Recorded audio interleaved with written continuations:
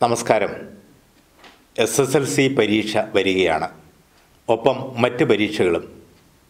SSLCക്ക് full A+ കിട്ടണം എന്നാണ് മിക്കവരുടെയും ആഗ്രഹം. ഉപരിപഠനത്തിന് അത് ആവശ്യമാണല്ലോ.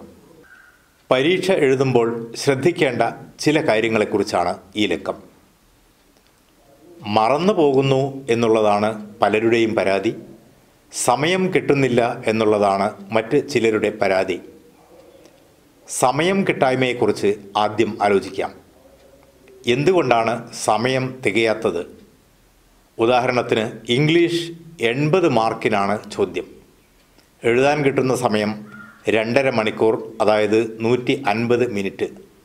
ഈ സമയത്തിനുള്ളിൽ ഓരോ മാർക്കിൻ്റെ ചോദ്യത്തിനും പരമാവധി എടുക്കാവുന്ന സമയം എത്ര എന്നുള്ള ബോധ്യം ഇല്ലാത്തത് കൊണ്ടാണ് സമയനഷ്ടം ഉണ്ടാകുന്നത്.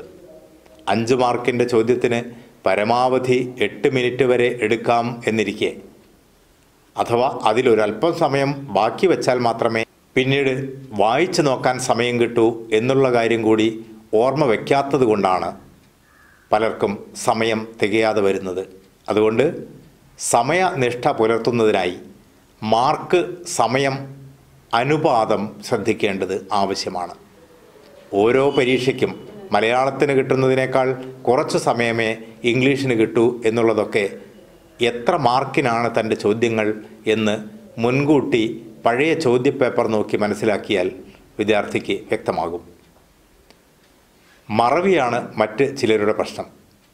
മറവി എന്നുള്ളത് ആവർത്തനമില്ലായ്മയുടെ ഒരു ഉദാഹരണമാണ്.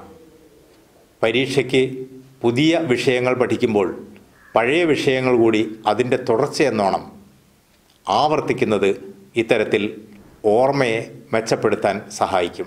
മുൻകാല ചോദ്യപേപ്പറുകൾ ധാരാളം എഴുതി പരിശീലിക്കുമ്പോഴും ഈ ഓർമ്മക്കുറവിനെ ഒരു പരിധിവരെ നമുക്ക് മറികടക്കാനും സമയം കൃത്യമാക്കാനും സാധിക്കും. പരീക്ഷയ്ക്ക് വരുമ്പോൾ ശ്രദ്ധിക്കേണ്ടുന്ന നിസ്സാരമെന്ന് തോന്നുന്നതും ഗൗരവതരം എന്ന് തോന്നുന്നതുമായ അനവധി കാര്യങ്ങളുണ്ട്. ഉറക്കം ഒരു പ്രധാന ഘടകമാണ്.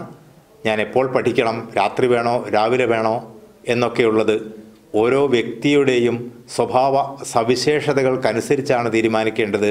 അതേസമയം പരീക്ഷാ തലേന്ന് അമിതമായി ഉറക്കൊഴിഞ്ഞ് മനുഷ്യൻ്റെ ഓർമ്മശക്തി വീണ്ടും കുറഞ്ഞു പോകുന്ന വിധത്തിൽ ആയി പോകാതിരിക്കാൻ പ്രത്യേക ശ്രദ്ധ ആവശ്യമാണ്.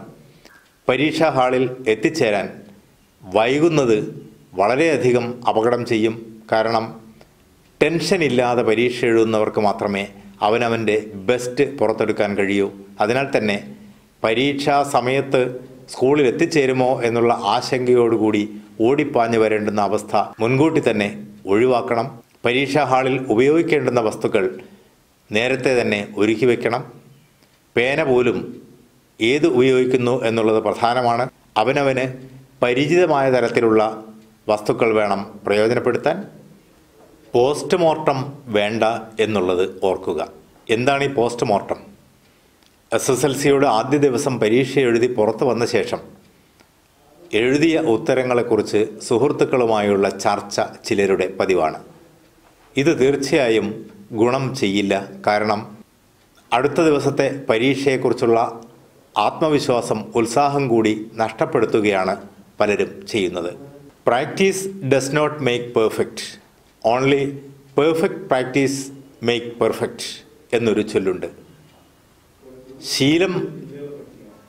കേവലം ഒരു ശീലം കാരണം എന്തെങ്കിലും ഗുണം കിട്ടണം എന്നില്ല. നിരന്തരമായി ആവർത്തിച്ചത് കൊണ്ട് പ്രയോജനമില്ല. ശരിയായ രീതിയിലുള്ള പഠനത്തിലൂടെ മാത്രമേ ശരിയായ ഫലം കിട്ടുകയുള്ളൂ. അതുകൊണ്ട് തന്നെ നമ്മുടെ പഠന രീതി ശരിയാണോ എന്ന് നോക്കണം. നിരന്തരമായി മണിക്കൂറുകളോളം ആവർത്തിച്ച് വായിച്ചു കൊണ്ടിരിക്കുന്നതിന് പകരം ഇടയ്ക്ക് നിർത്തി ഞാനിപ്പോൾ വായിച്ചത് എന്താണ് എന്ന് മനസ്സിലേക്ക് കൊണ്ടുവരാൻ ശ്രമിക്കുക. അങ്ങനെ കിട്ടുന്നില്ലെങ്കിൽ, നമുക്ക് ശ്രദ്ധ നിലനിർത്താൻ സാധിക്കുന്നില്ലെങ്കിൽ ആവശ്യമായ വിശ്രമം എടുത്ത ശേഷം മാത്രം വീണ്ടും വായന തുടങ്ങുക. മുൻകാല ചോദ്യപേപ്പറുകൾ വീണ്ടും വീണ്ടും എഴുതി വായിച്ച് ഉത്തരം കണ്ടെത്തി പരിശീലിക്കുക. ഇതൊക്കെ ശ്രദ്ധിച്ചാൽ തീർച്ചയായും ഫുൾ A+ എന്നുള്ള സ്വപ്നം യാഥാർത്ഥ്യമാകും. നമസ്കാരം.